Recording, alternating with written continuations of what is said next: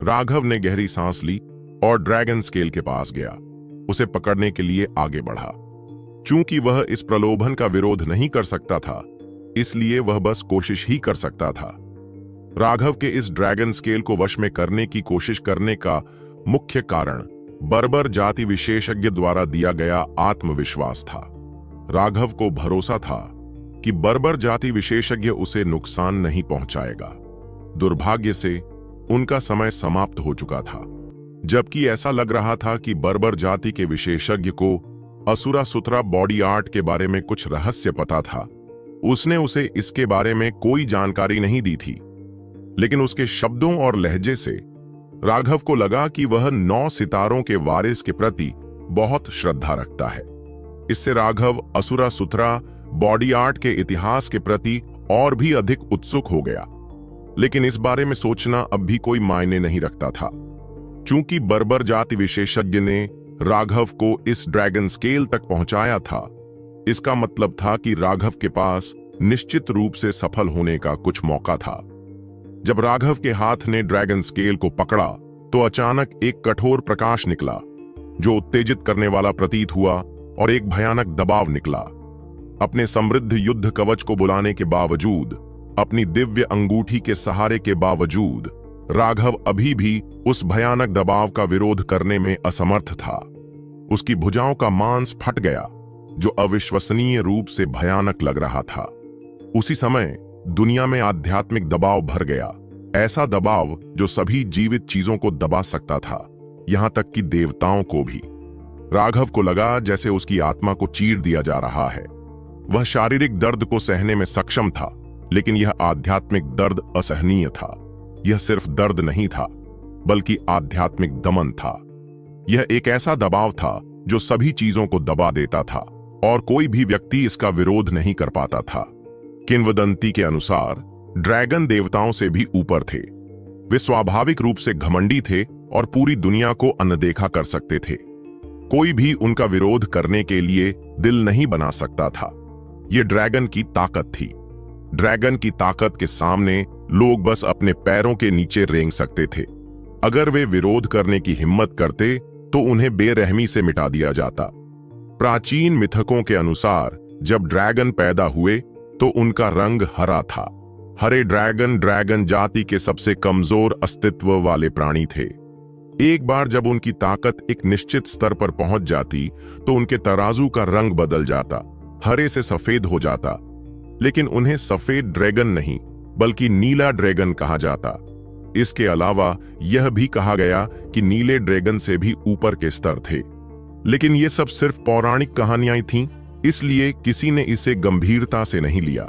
जब ड्रैगन आगे बढ़ता है तो उसके सभी तराजू रंग बदल देते हैं। केवल इस उल्टे तराजू का रंग नहीं बदलता, इसके बजाय यह झड़ जाता है और वे एक नया उल्टा तराजू उगा लेते हैं। अगर यह मिथक सच था तो राघव के सामने यह उल्टा तराजू ड्रैगन के पहले परिवर्तन से था। दूसरे शब्दों में, यह सभी उल्टे तराजू में सबसे कमजोर उल्टा तराजू था। लेकिन इस सबसे कमजोर उल्टे तराजू ने ही राघव के शरीर को फटने पर मजबूर कर दिया और उसकी आत्मा को ऐसा महसूस हुआ जैसे उसे चीर दिया जा रहा है। इसके अलावा उसके भीतर एक अनैच्छिक अधीनता की भावना पैदा हो गई। ड्रैगन स्केल को वश में करने के बजाय वह उसके द्वारा वश में किया जा रहा था। इससे राघव को बहुत अपमान महसूस हुआ। दबा जाओ! राघव ने दोनों हाथों से ड्रैगन स्केल को पकड़ लिया। उसकी आध्यात्मिक शक्ति बाहर निकल आई और साथ ही उसने अपनी शक्तिशाली इच्छा शक्ति को भी बाहर निकाल दिया। इच्छाओं के इस टकराव ने पूरी दुनिया को हिलाकर रख दिया। हालांकि इच्छा शक्ति एक निराकार अस्तित्व थी, लेकिन इस टकराव ने एक भयानक दबाव पैदा किया जिसने स्वर्ग और पृथ्वी को रंग बदलने पर मजबूर कर दिया।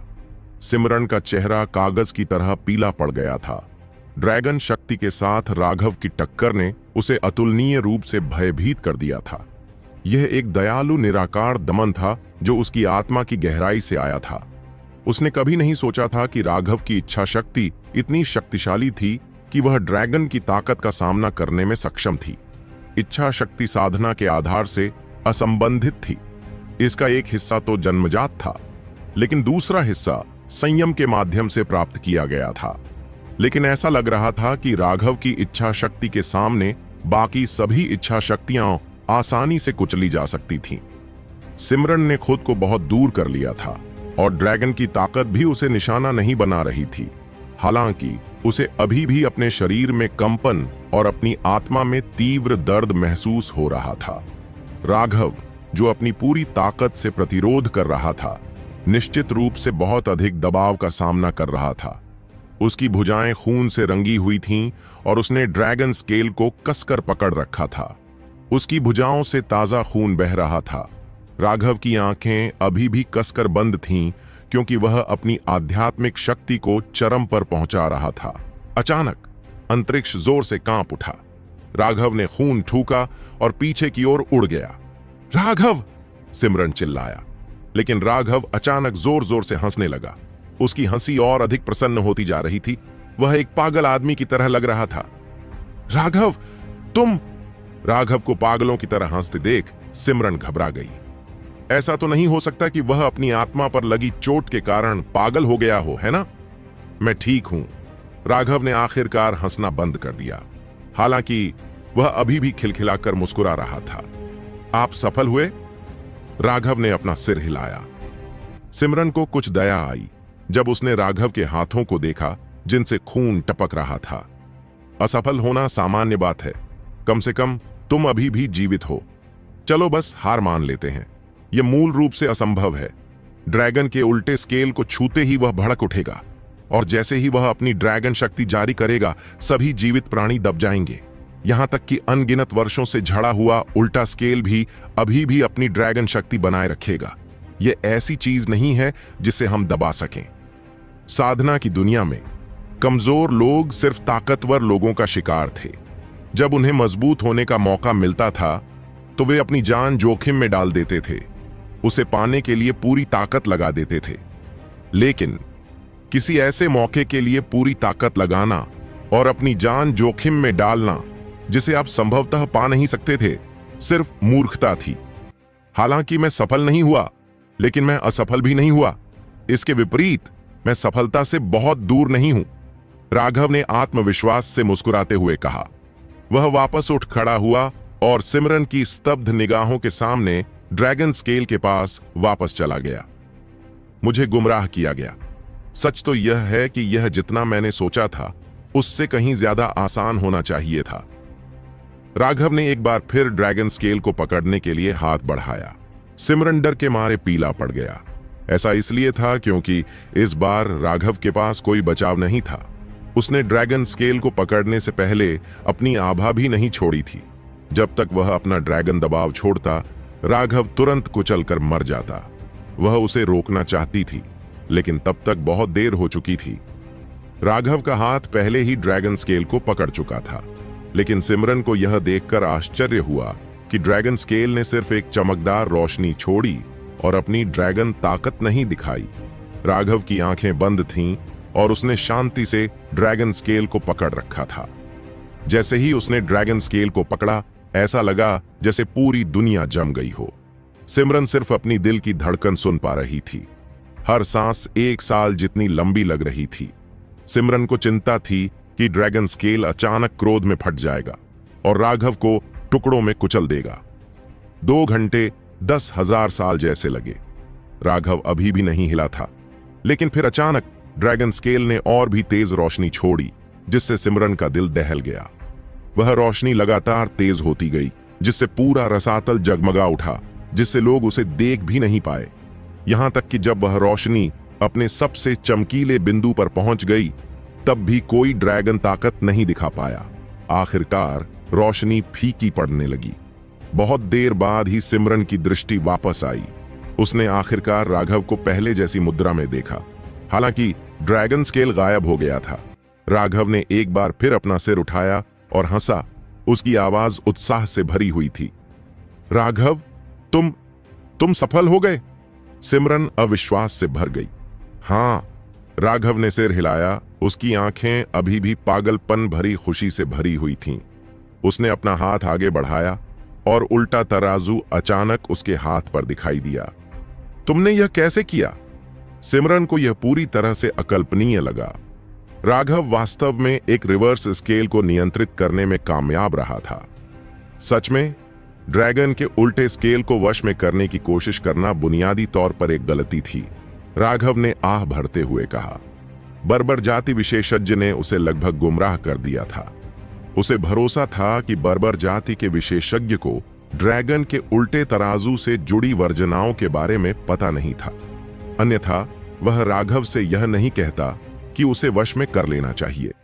हालांकि सच में उस बर्बर जाति विशेषज्ञ को ड्रैगन रिवर्स स्केल के बारे में थोड़ा बहुत पता था और उसने सच में लोगों द्वारा उन्हें वश में करने के बारे में सुना था।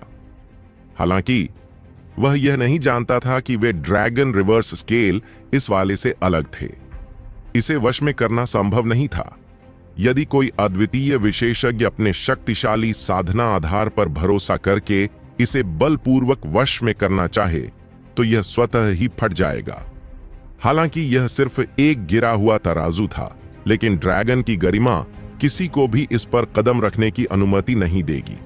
बर्बर जाति के विशेषज्ञ ने जिन ड्रैगन शल्कों के बारे में सुना था वे वास्तव में मिश्रित रक्त वाले ड्रैगनों के थे, न कि शुद्ध रक्त वाले सच्चे ड्रैगनों के।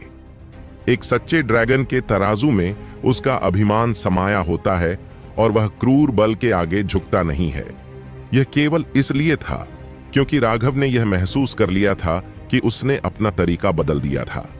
जब उसकी इच्छा शक्ति उससे टकराई तो राघव को एहसास हुआ कि ड्रैगन स्केल की इच्छा शक्ति भी उसकी इच्छा शक्ति के समान थी, जो किसी भी शक्ति के सामने आत्मसमर्पण नहीं करेगी। न तो ड्रैगन की शक्ति और न ही उसकी इच्छा शक्ति दूसरे को वश में करने में सक्षम थी। इसके बजाय उनकी इच्छाओं के बीच समानता के कारण वास्तव में थोड़ी प्रतिध्वनि थी। यही कारण था कि राघव ने उसे दबाने का प्रयास छोड़ दिया था और अपनी इच्छा शक्ति का उपयोग करके उससे जुड़ने की कोशिश की थी। नतीजतन यह सौम्य तरीका काम कर गया था और ड्रैगन स्केल ने उसे अस्वीकार नहीं किया था। अब यह उसकी आत्मा से जुड़ चुका था। राघव द्वारा भावनात्मक रूप से उस तराजू को हिलाने में ज्यादा समय भी नहीं लगा था। अब यह स्वेच्छा से उसके शरीर में विलीन हो चुका था। यह हथियारों से अलग था। ड्रैगन स्केल को उनके गर्व के कारण स्थानिक रिंग में नहीं रखा जा सकता था। वे केवल एक व्यक्ति के शरीर के साथ विलय कर सकते थे। जब तक राघव चाहता यह उसके शरीर से बाहर आ जाता और उसकी इच्छा के अनुसार चलता। यह उसके शरीर का एक हिस्सा जैसा था।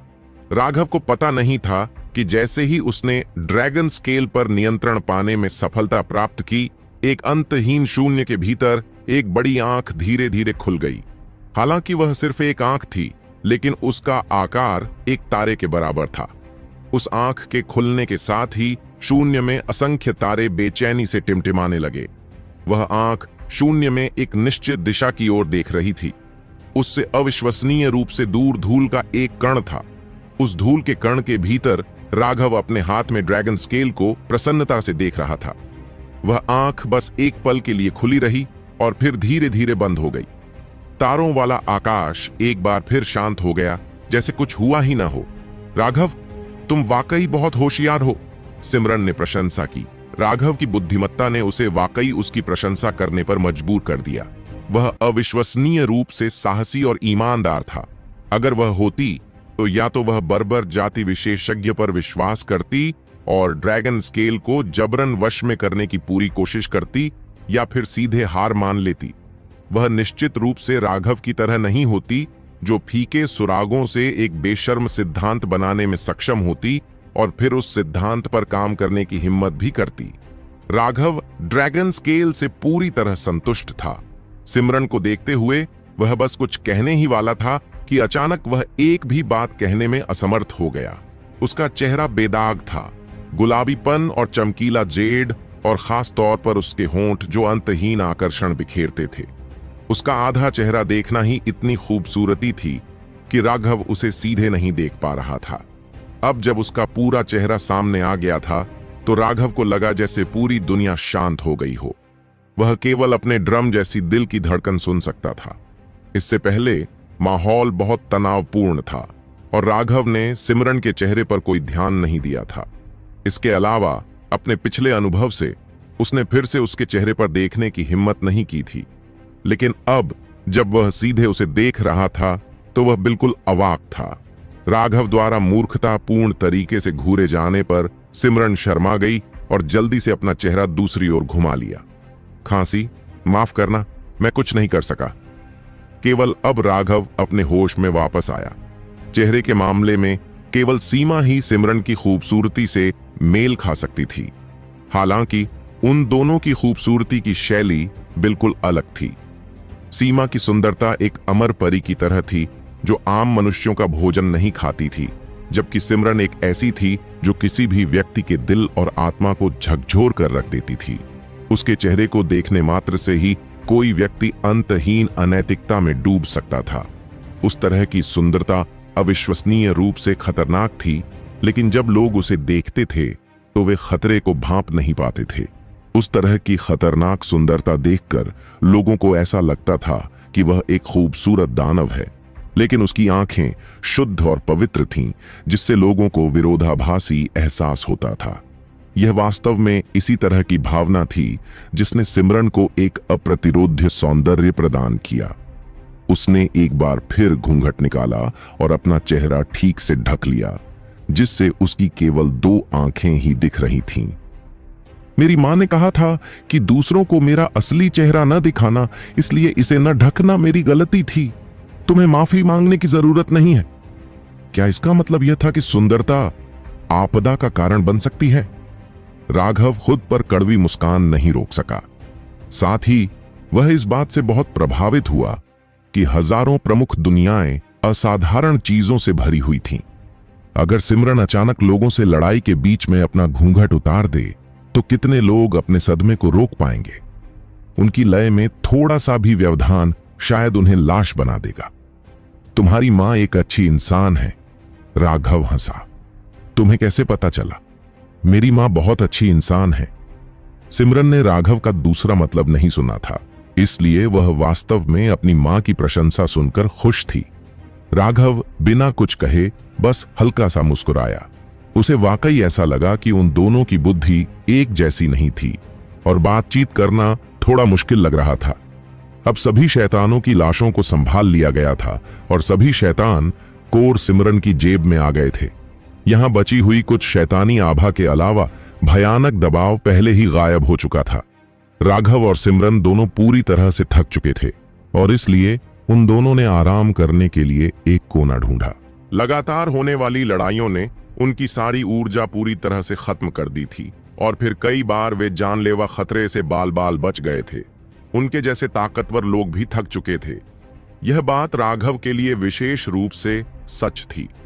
ड्रैगन स्केल को वश में करने के प्रयास में उसकी आध्यात्मिक शक्ति का अधिकांश हिस्सा खर्च हो चुका था। उपचार की गोली खाने के बाद वह इसे और सहन नहीं कर पाया और चट्टान की दीवार के सहारे सो गया। सिमरन की हालत भी उससे ज्यादा अच्छी नहीं थी। थकान की लहरों को महसूस करते हुए वह राघव के कंधे पर सो गई। राघव गहरी नींद में सो गया। अपनी बेहोशी में उसे ऐसा लगा जैसे कोई हाथ उसके गालों को धीरे से सहला रहा हो। साथ ही उसे एक धीमी सी फुसफुसाहट भी सुनाई दे रही थी, जिससे उसे ऐसा लग रहा था जैसे वह बादलों में तैर रहा हो। उसे नहीं पता था कि वह कितनी देर सोया था, लेकिन वह अचानक जाग गया। राक्षसों का रसातल अभी भी मौजूद था, लेकिन सिमरन नहीं थी। राघव ने जल्दी से इधर उधर देखा और उसे आवाज दी, लेकिन कोई जवाब नहीं आया। कुछ कदम आगे बढ़ने पर राघव ने अचानक 8 हड्डियां देखीं, जिन पर विशेष रेखाएं बनी हुई थीं। वे हड्डियां अविश्वसनीय रूप से प्राचीन थीं और उनसे एक अजीब सा दबाव निकलता था। वे 3 मीटर लंबे, एक व्यवस्थित चौकोर पैटर्न में व्यवस्थित थीं। उसने एक हड्डी पकड़ने के लिए हाथ बढ़ाया, लेकिन उसने उसे अभी छुआ ही था कि हड्डी तुरंत राख में बदल गई। स्थानिक शक्ति। जब वह हड्डी नष्ट हुई तो राघव ने एक स्थानिक उतार चढ़ाव महसूस किया, जो परिवहन संरचना के सक्रिय होने पर होने वाले उतार चढ़ाव के समान था। हालांकि यह स्थानिक शक्ति परिवहन संरचनाओं की स्थानिक शक्ति से थोड़ी अलग थी, लेकिन वे किस तरह से अलग थे इस बारे में राघव कुछ नहीं बता पाया।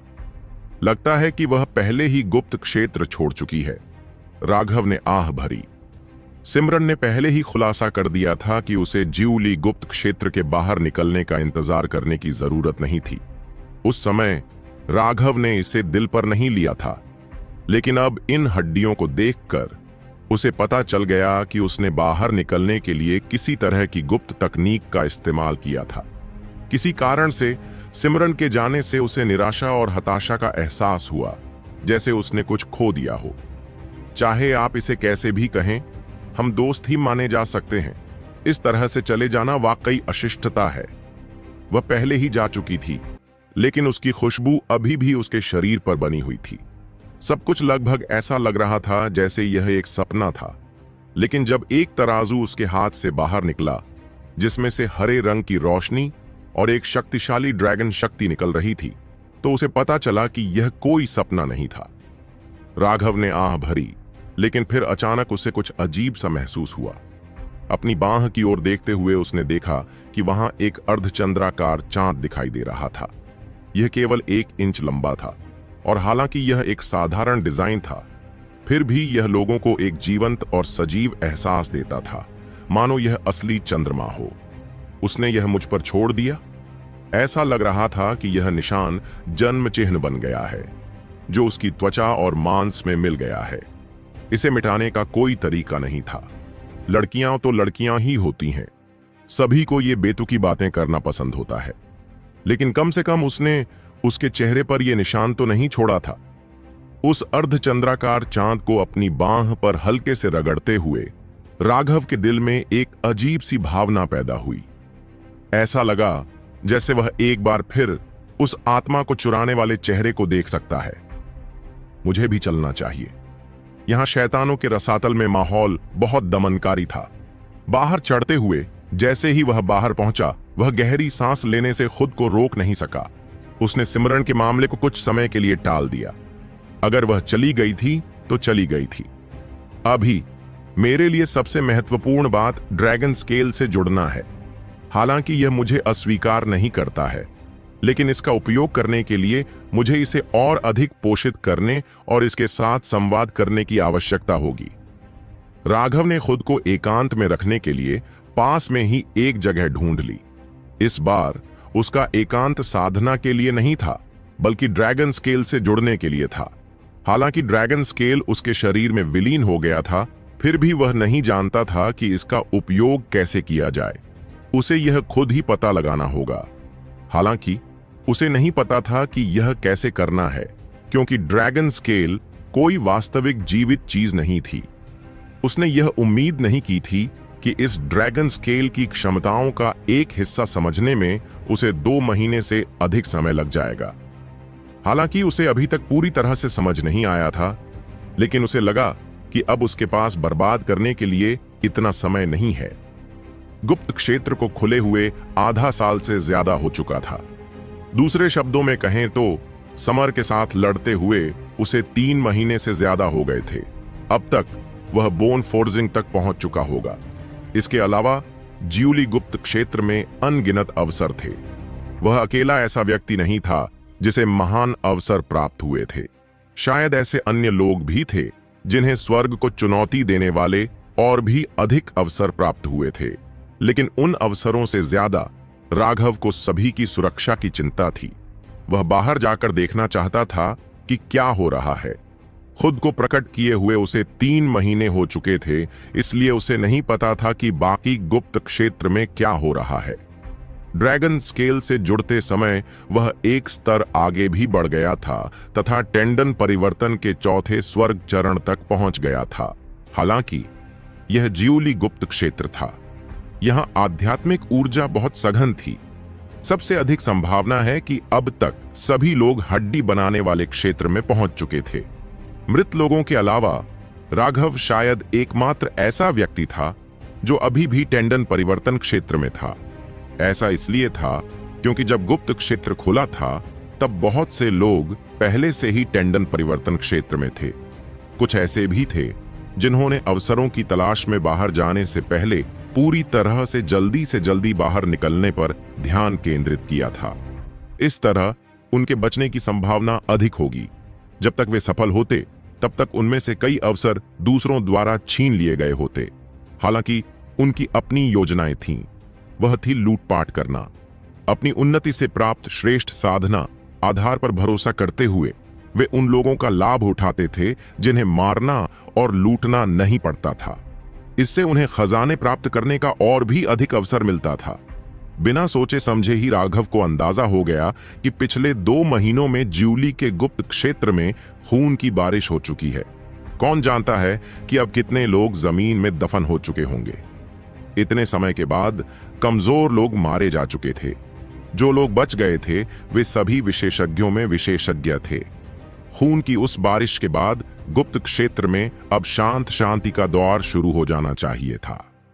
ऐसा इसलिए था क्योंकि उस खून खराबे के बाद जो लोग बचे थे वे सभी बहुत शक्तिशाली थे और अधिकांश खजाने और अवसर पहले ही लोगों द्वारा छीन लिए गए थे। व्यर्थ प्रयास पर समय बर्बाद करने की कोई आवश्यकता नहीं थी। इसलिए लोगों के लिए अपने शरीर को ठीक से तंदुरुस्त करने के लिए यहां आध्यात्मिक ऊर्जा का लाभ उठाना बेहतर था। इसके अलावा बोन फोर्जिंग में आगे बढ़ने के बाद सबसे महत्वपूर्ण बात थी अपनी हड्डियों को मजबूत बनाना। जितना ज्यादा आप मजबूत बना पाएंगे आप उतने ही मजबूत बनेंगे। यह कहा जा सकता है कि 5 हाउटियन क्षेत्रों में से अस्थि निर्माण क्षेत्र वह था जिसमें कमजोर और मजबूत के बीच सबसे बड़ा युद्ध अंतर था। यह कुछ ऐसा था जिसका खेती के आधार से कोई लेना देना नहीं था, बल्कि इस बात से था कि आपने कितनी हड्डियों को तड़का लगाया था।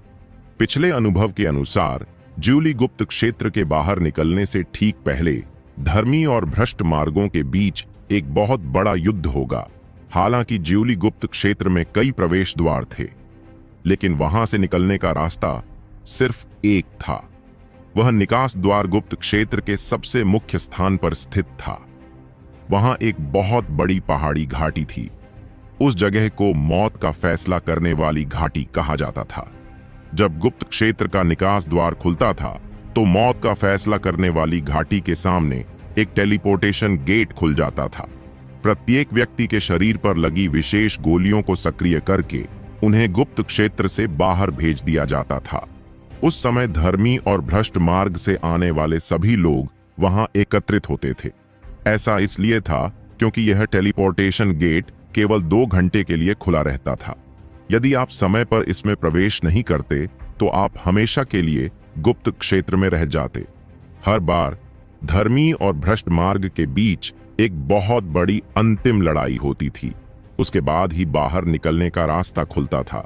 यह दोनों मार्गों के बीच प्रतिस्पर्धा थी, साथ ही खजाने के लिए खूनी लड़ाई भी थी। इस अंतिम लड़ाई से सबसे ज्यादा फायदा हमेशा चुने हुए लोगों को ही मिलता था। इस तरह की लड़ाई में बहुत कम चुने हुए लोग ही मरते थे। मरने वालों में ज्यादातर कमजोर प्रतिभाशाली लोग होते थे। स्वाभाविक रूप से उन मारे गए प्रतिभाशाली लोगों के स्थानिक छल्लों में मौजूद सभी खजाने शीर्ष विशेषज्ञों द्वारा छीन लिए जाएंगे, और यही कारण था कि वे शीर्ष विशेषज्ञ शुरुआत में कमजोर लोगों पर निशाना नहीं साधते थे। इसके बजाय वे अंतिम लड़ाई का इंतजार करते थे।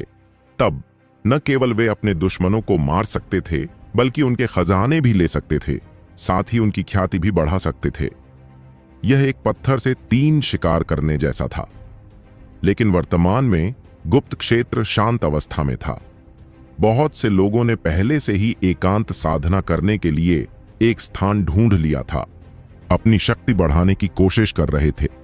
उनमें से अधिकांश लोग अपने दुश्मनों को मारने की शक्ति प्राप्त करने पर नहीं, बल्कि अपने जीवन की रक्षा करने पर ध्यान केंद्रित कर रहे थे। केवल कुछ ही शीर्ष विशेषज्ञ इतने आश्वस्त थे कि वे गुप्त क्षेत्र में घूमते रहे और अपना भाग्य आजमाने का प्रयास करते रहे। राघव के एकांतवास से बाहर आने के तीसरे दिन ही उसकी मुलाकात 2 विशेषज्ञों से हुई जिन्होंने उसका रास्ता रोक लिया। राघव? वे दोनों लोग राघव को देखकर बहुत खुश हुए। वे दोनों भ्रष्ट मार्ग से थे और अस्थि निर्माण की ओर बढ़ने के बाद उनकी आभा शक्तिशाली रूप से बढ़ गई। हा, वह अभी भी टेंडन ट्रांसफॉर्मेशन में ही है। उसे मार डालो। उसे मत मारो, उसे जिंदा पकड़ो। वे दोनों राघव पर टूट पड़े। बोन फोर्जिंग क्षेत्र का दबाव राघव पर टूट पड़ा। यह बोन फोर्जिंग विशेषज्ञों की श्रेष्ठता थी। उनके द्वारा छोड़ा गया दबाव बोन फोर्जिंग क्षेत्र के नीचे के लोगों को कुचल सकता था। मठ में वापस आकर एल्डर सन ने राघव को दबाने के लिए अपनी अस्थि निर्माण शक्ति का प्रयोग किया, जिससे उसकी लगभग सभी हड्डियां कुचल गईं। हालांकि वर्तमान राघव अब पुराना राघव नहीं रह गया था। उन 2 पंख वाले शैतानों और बर्बर जाति विशेषज्ञ के सामने भी वह उनके दबाव से प्रभावित नहीं हुआ था। यह मामूली बोन फोर्जिंग दबाव एक फाड़ से अलग नहीं था। खैर, अगर सटीक रूप से कहा जाए तो अंतर यह था कि उनका दबाव उसके लिए पाद से भी कम था। ऐसा इसलिए था क्योंकि पाद कम से कम बदबूदार तो था, और इसलिए यह अभी भी राघव के लिए एक निश्चित खतरा था। दोनों की भुजाएं एक साथ टूट गईं और चटकने की आवाजें आने लगीं। वे दोनों चीखने लगे, लेकिन वे अभी तक आधी भुजाएं ही निकाल पाए थे कि कट गईं। दोनों के सिर एक दूसरे से टकराए और फिर कुचले हुए तरबूजों की तरह फट गए। 2 लाशें जमीन पर गिर गईं। राघव ने अपने हाथों को चौंक कर देखा। उसने उम्मीद नहीं की थी कि 2 बोन फोर्जिंग विशेषज्ञ एक ही झटके में इतनी आसानी से मारे जाएंगे। हालांकि राघव को कभी भी साधारण हड्डी बनाने वाले विशेषज्ञों से डर नहीं लगा था, लेकिन उसने कभी नहीं सोचा था कि वह उन्हें इतनी आसानी से परास्त कर सकता है। लगता है मैंने एलियट स्टार की शक्ति को कम करके आंका है, राघव ने बड़बड़ाते हुए कहा। एलियट स्टार को संघनित करने के बाद से उसे कभी किसी के साथ मारपीट करने का मौका नहीं मिला था, और इसलिए उसे पता नहीं था कि वह किस स्तर पर पहुंच गया है। इसके अलावा राक्षसों के रसातल में उनका सामना 2 पंख वाले शैतान और बर्बर जाति विशेषज्ञ से हुआ था। राघव को पूरी तरह से दबा दिया गया था और अंत में बर्बर जाति विशेषज्ञ द्वारा लगभग मार दिया गया था। इससे वह भूल गया था कि वह किस स्तर पर पहुंच गया है। ऐसा नहीं था कि वह बहुत कमजोर था, बल्कि उसके दुश्मन बहुत खतरनाक थे। अब इन 2 भ्रष्ट विशेषज्ञों ने अपने जीवन का उपयोग राघव को यह बताने के लिए किया था कि वह भी एक राक्षस था। बोन फोर्जिंग क्षेत्र में आगे बढ़ने के बाद इन दोनों ने सबसे पहले अपनी बांह की हड्डियों को मजबूत किया, लेकिन राघव के सामने उनकी सबसे मजबूत भुजाएं अविश्वसनीय रूप से कमजोर थीं। उनकी 2 स्थानिक अंगूठियां एकत्र करने के बाद उन्होंने उनके सामान की भी जांच की और दर्जनों अन्य स्थानिक अंगूठियां पाईं। आमतौर पर एक व्यक्ति केवल एक ही स्थानिक अंगूठी पहनता था। ऐसा इसलिए था क्योंकि जो लोग अपने स्तर पर पहुंच गए थे उन सभी में उच्च श्रेणी की स्थानिक अंगूठियां थीं, जिनमें 3000 क्यूबिक मीटर से ज्यादा जगह थी। इतनी बड़ी जगह में कितने भी खजाने रखे जा सकते हैं। जब तक आप पहाड़ को खजाना नहीं समझते तब तक आप ठीक रहेंगे।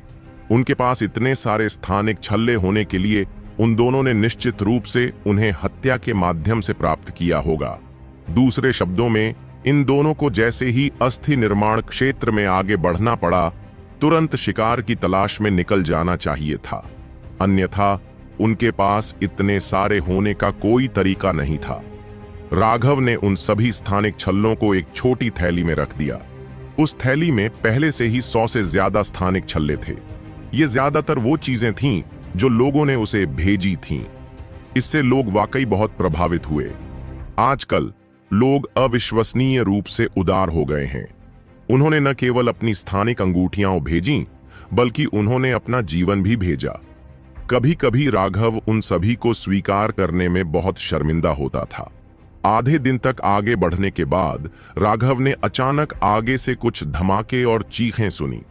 उसे नहीं पता था कि ये लोग मारे जा रहे थे या फिर पूरी तरह से मारे जा रहे थे, क्योंकि ये आवाजें बेहद शोकाकुल थीं। उसने उस दिशा की ओर अपनी गति बढ़ा दी, लेकिन इससे पहले कि वह वहां पहुंच पाता, उसने एक और आवाज सुनी। 108वें मठ के मूर्ख, तुमने एक बार फिर हत्या का पाप किया है।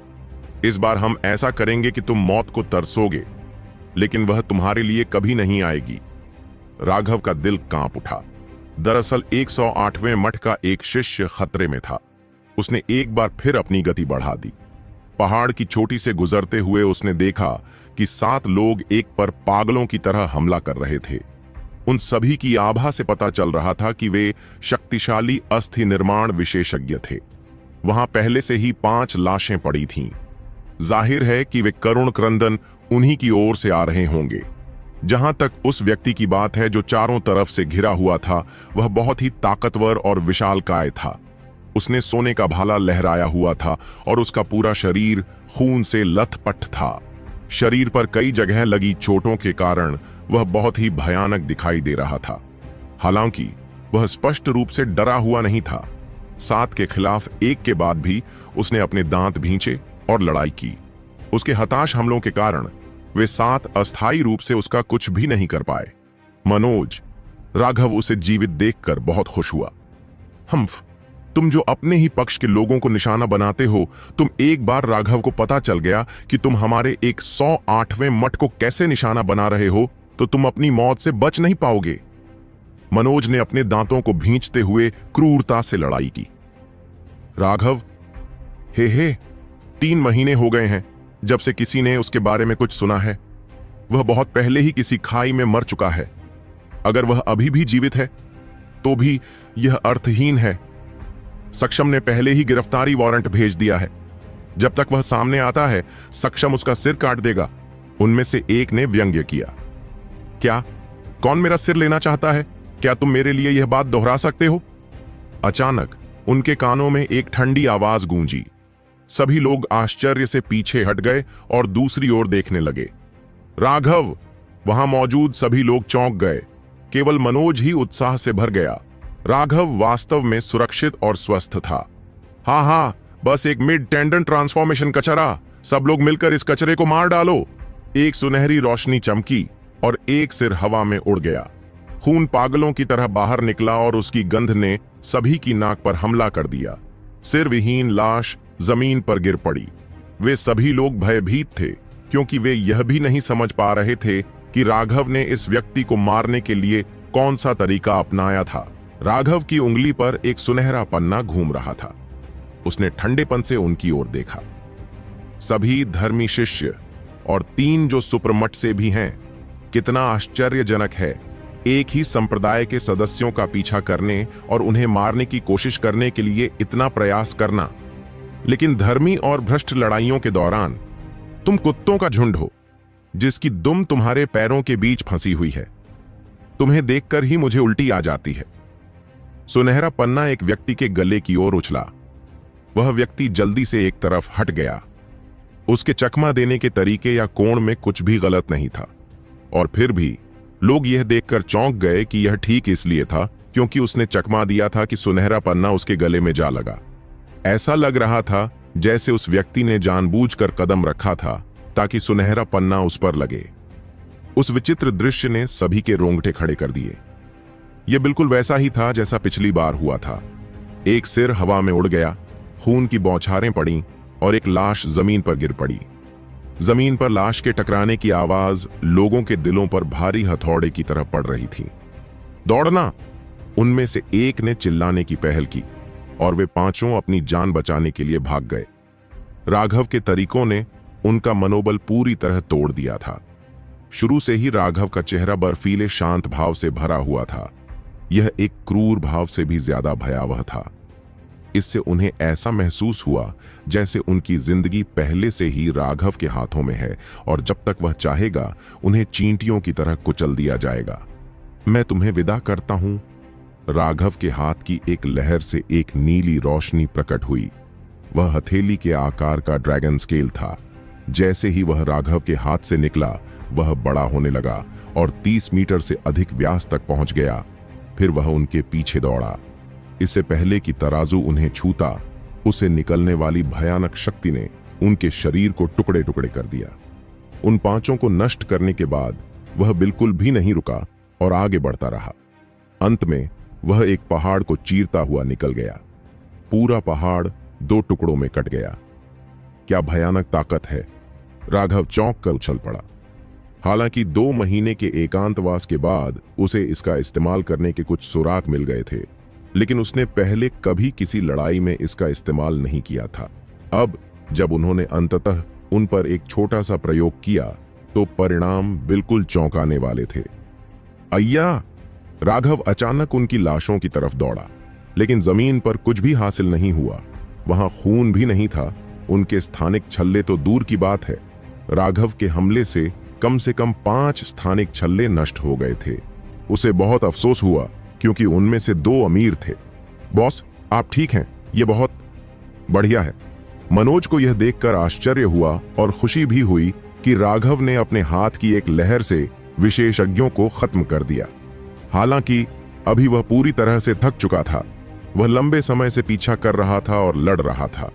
अब जब वह शांत हो गया तो वह लगभग बेहोश हो गया। राघव जल्दी से मनोज की मदद करने के लिए आगे आया। उसने उसके लिए एक ऊर्जा रिकवरी गोली और एक हीलिंग गोली निकाली। इस समय मनोज भी एक हड्डी फोर्जिंग विशेषज्ञ था। राघव की औषधीय गोलियों की सहायता से उसे तुरंत बहुत बेहतर महसूस हुआ, लेकिन फिर उसकी अभिव्यक्ति घबराहट में बदल गई। बॉस, आपको बहन नेहा को बचाने जाना होगा।